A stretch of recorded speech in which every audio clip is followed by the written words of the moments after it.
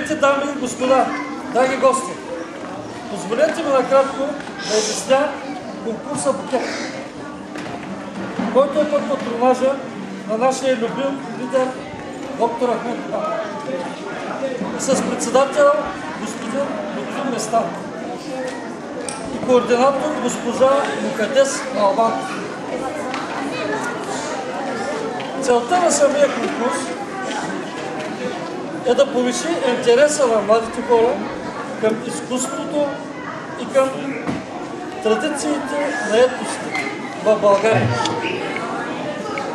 и да се създаде среда за изява и развитие на толерантност и таланти.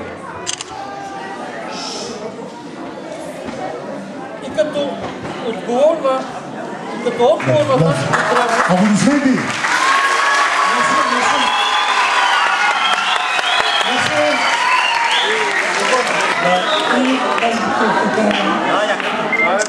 Като отговор на тази потребност, чрез традиционната култура на малцинствата, самосъзнанието и проявлението на идентичността, чрез познаването и приемането на другия.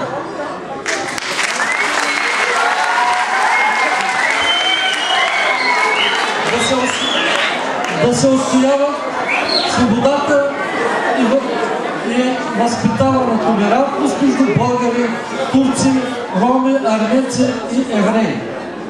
И от това разнообразие от етноси произлиза нашия пъстър, красив букет. Пожелавам му успех и на добър път!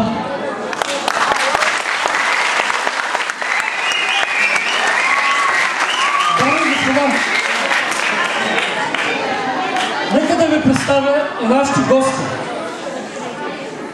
Областният председател на Движението за права и свободи господин Ерол Юмеров.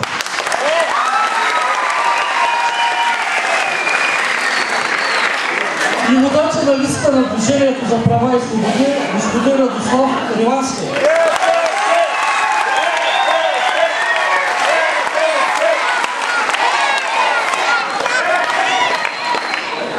И имамът на град Ямбол Арифов.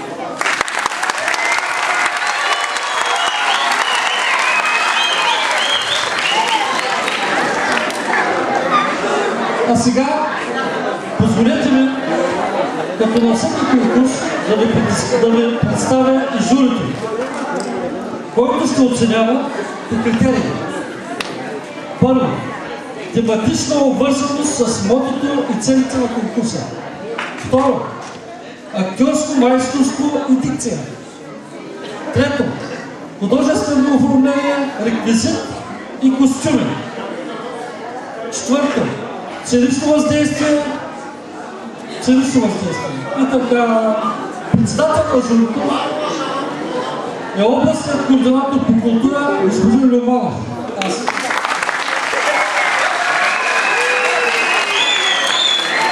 И членове областният на Движението за права и свободи на град Ямбол Ерол Юмеров.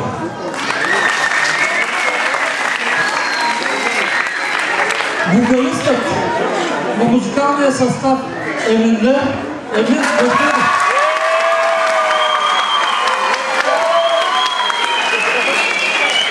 И Неджип Иляс за актьорско майсторство.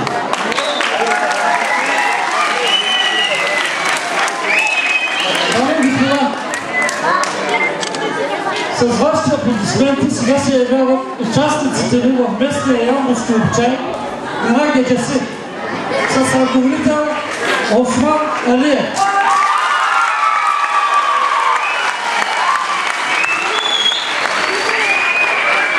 Помолявам, нека да прожектор да го пусне.